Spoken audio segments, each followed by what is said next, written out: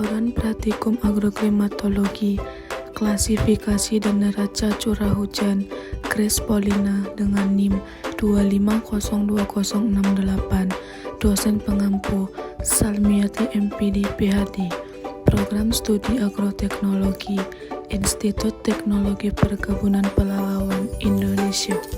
Latar belakang: curah hujan merupakan salah satu unsur iklim yang memiliki peranan penting dalam menentukan kondisi lingkungan dan ketersediaan sumber daya air di suatu wilayah.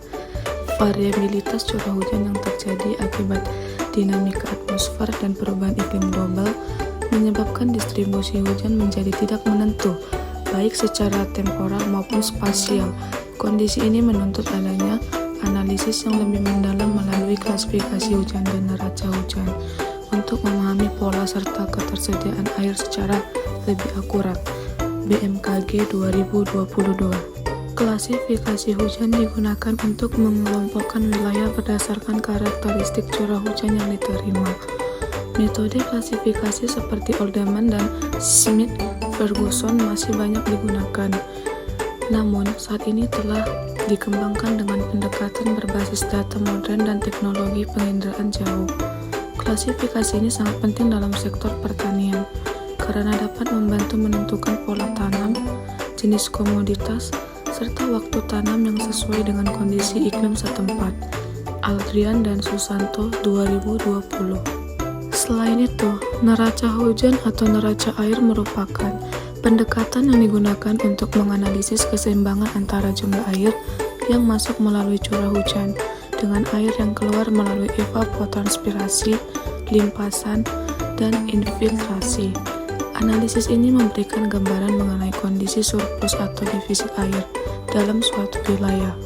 Informasi ini sangat penting dalam pengelolaan irigasi, konservasi air, serta mitigasi risiko kekeringan dan banjir. FAO 2020. Tujuan 1. Mengetahui cara mengklasifikasikan curah hujan berdasarkan data iklim. 2. Menganalisis kondisi surplus dan defisit air melalui neraca curah hujan. Adapun alat dan bahan yang digunakan yaitu laptop, data curah hujan, dan alat tulis. Cara kerja yang pertama, mengumpulkan data curah hujan bulanan selama 10 tahun terakhir. Kedua, memasukkan data curah hujan ke dalam tabel di Microsoft Excel. Hasil analisis data 1.1 Data curah hujan Medan 10 tahun terakhir. Pada tabel 1.1 ditampilkan data curah hujan bulanan dari tahun 2015 sampai 2024. Berdasarkan data tersebut, dapat dilihat bahwa pola curah hujan relatif stabil setiap tahunnya. Curah hujan tertinggi umumnya terjadi pada bulan September hingga November, dengan puncaknya pada bulan Oktober yang mencapai rata-rata sekitar 296 mm. Hal ini menunjukkan bahwa periode tersebut merupakan musim hujan dengan intensitas tinggi. Sedangkan curah hujan terendah terjadi pada awal tahun, khususnya bulan Februari, Januari, dan Maret. Namun demikian, nilainya masih berada di atas 100 mm, sehingga belum termasuk kategori bulan kering. Dari tabel ini juga diperoleh nilai rata-rata curah hujan bulanan yang kemudian digunakan sebagai dasar dalam klasifikasi pada tabel berikutnya. Pada tabel 1.2 ditampilkan hasil klasifikasi bulan berdasarkan curah hujan rata-rata menggunakan metode Oldeman. Berdasarkan hasil tersebut, bulan Januari hingga Juli termasuk dalam kategori bulan lembab karena curah hujan berada pada kisaran 100 hingga 200 mm. Selanjutnya, bulan Agustus hingga Desember termasuk dalam kategori bulan basah karena curah hujan sudah melebihi 200 mm. Puncak curah hujan terjadi pada bulan Oktober. Selain itu, tidak terdapat bulan kering dalam data ini karena tidak ada curah hujan yang kurang dari 100 mm. 1.3 Menentukan tipe iklim Oldeman. Berdasarkan hasil analisis, wilayah ini memiliki 5-6 bulan basah sehingga termasuk dalam tipe iklim C menurut Oldeman. Tipe ini memiliki karakter agak basah Artinya curah hujan cukup mendukung kegiatan pertanian, tetapi tidak merata sepanjang tahun. Oleh karena itu, tanaman yang cocok dibudidayakan adalah tanaman hortikultura seperti pisang, pepaya, nanas, semangka, dan kangkung. 1.4 Membandingkan curah hujan dan ETO. Selanjutnya, dilakukan perbandingan antara curah hujan dan evapotranspirasi atau ETO. Nilai ini dihitung dengan rumus P dikurangi ETO. Jika hasilnya positif, berarti terjadi surplus air. Sedangkan jika negatif, berarti defisit air. Dari hasil perhitungan, sebagian besar bulan mengalami defisit air, yaitu dari Januari hingga Agustus dan kembali terjadi pada bulan Desember. Sedangkan surplus air hanya terjadi pada bulan September, Oktober, dan November, dengan nilai tertinggi pada bulan Oktober. 1.5 Menentukan potensi defisit air. Berdasarkan analisis tersebut, diketahui bahwa terdapat 9 bulan mengalami defisit air. Hal ini menunjukkan bahwa ketersediaan air dari curah hujan tidak mencukupi kebutuhan tanaman dalam sebagian besar waktu. Defisit terbesar terjadi pada bulan Februari dengan nilai minus 4 mm, sementara itu, hanya 3 bulan yang mengalami surplus air, yaitu September hingga November. 1.6 Rekomendasi pola tanam. Berdasarkan kondisi iklim dan ketersediaan air, disusun beberapa rekomendasi pola tanam.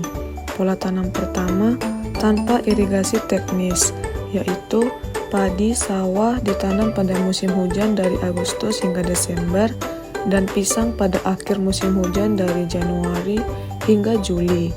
Pola tanam kedua dengan irigasi yang baik, yaitu padi sawah pada musim hujan dan jagung pada akhir musim hujan. Sedangkan pola tanam alternatif adalah menanam pisang pada musim hujan dan pepaya pada akhir musim hujan. Pemilihan pola tanam ini disesuaikan dengan kondisi ketersediaan air agar hasil pertanian lebih optimal. Kesimpulan, berdasarkan analisis neraca air dengan kriteria P kurang ET besar 120 sama dengan defisit wilayah Medan mengalami periode defisit air selama 8 bulan berturut-turut, yaitu pada bulan Januari, Februari, Maret, April, Mei, Juni, Juli, dan Agustus. Kedua, defisit air terbesar terjadi pada bulan Februari dengan curah hujan 116 mm.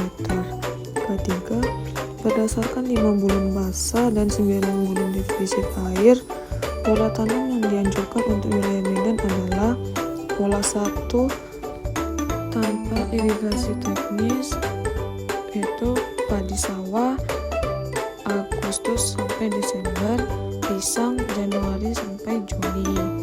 Pola 2 dengan irigasi baik, itu padi sawah dari Agustus sampai Desember, jagung Januari sampai Juli.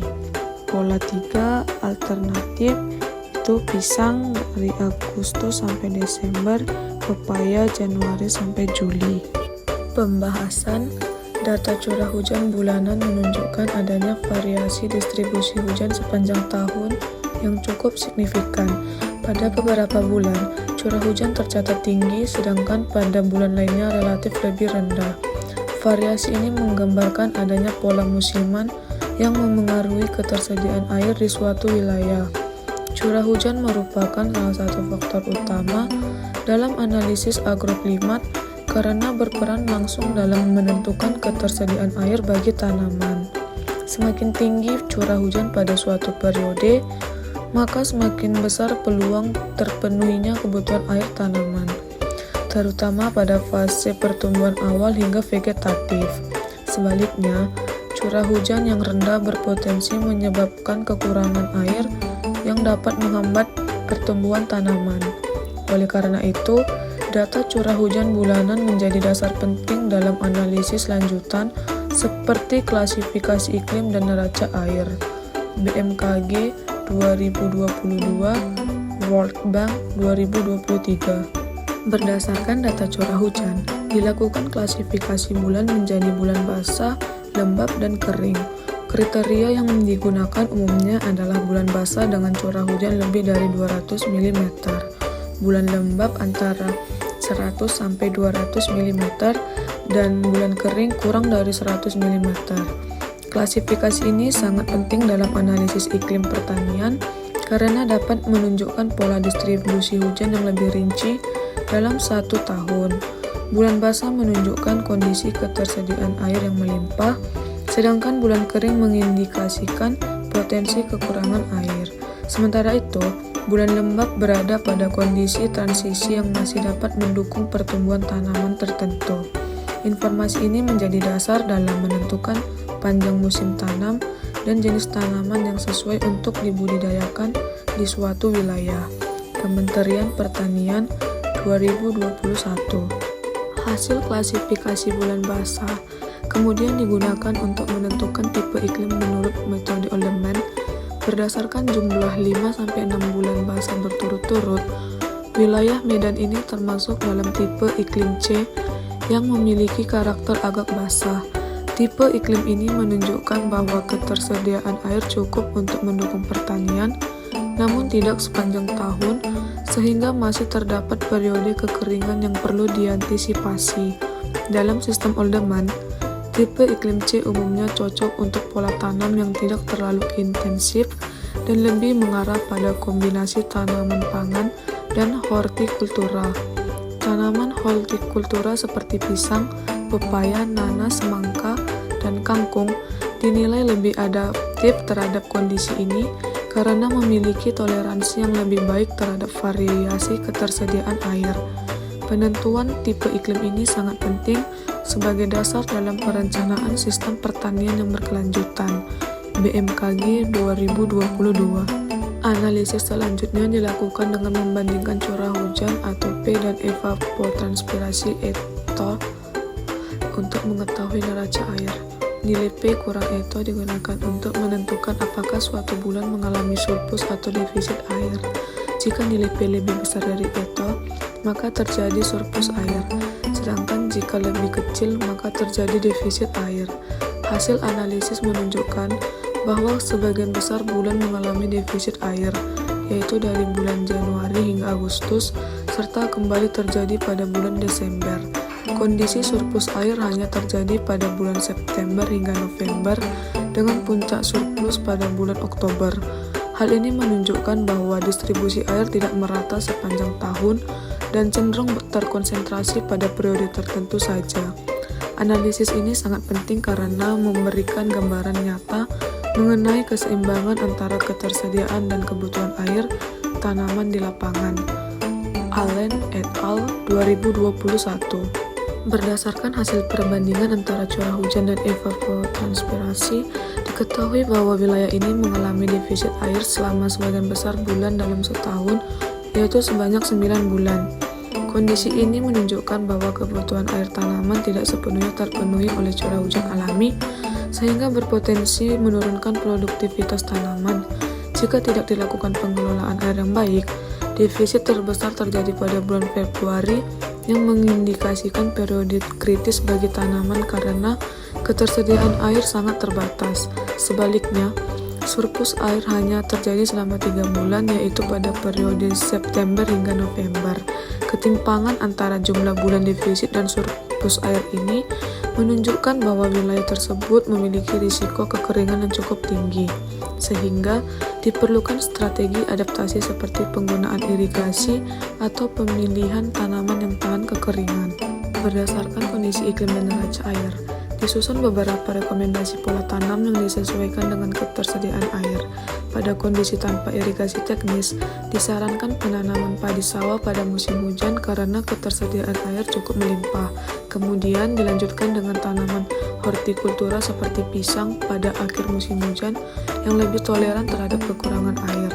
Pada kondisi dengan irigasi yang baik, pola tanam dapat lebih intensif dengan menanam padi pada musim hujan dan jagung pada akhir musim hujan, karena kebutuhan air dapat dipenuhi melalui sistem irigasi.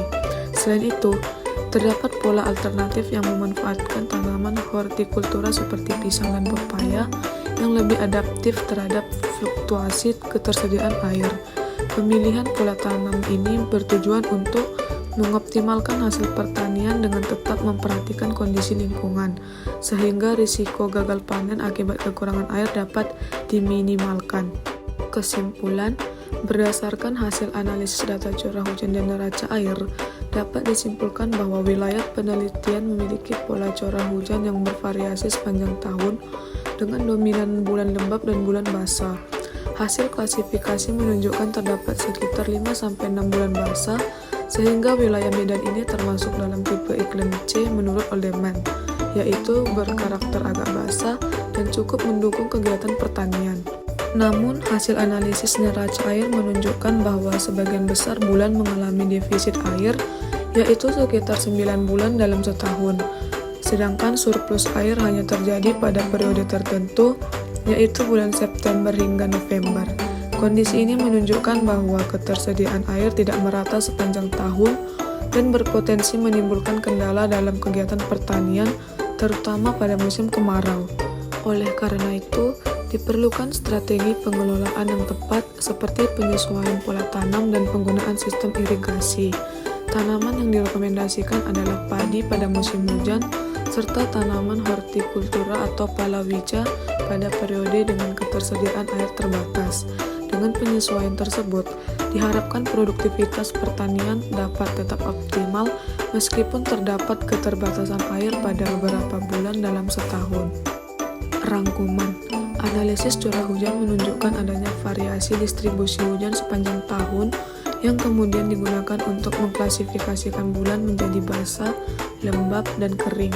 Berdasarkan klasifikasi tersebut, wilayah penelitian memiliki 5-6 bulan basah sehingga termasuk dalam tipe iklim C atau agak basah menurut Oldeman. Selanjutnya, hasil analisis neraca air menunjukkan bahwa sebagian besar bulan mengalami defisit air, sedangkan surplus hanya terjadi pada bulan September hingga November.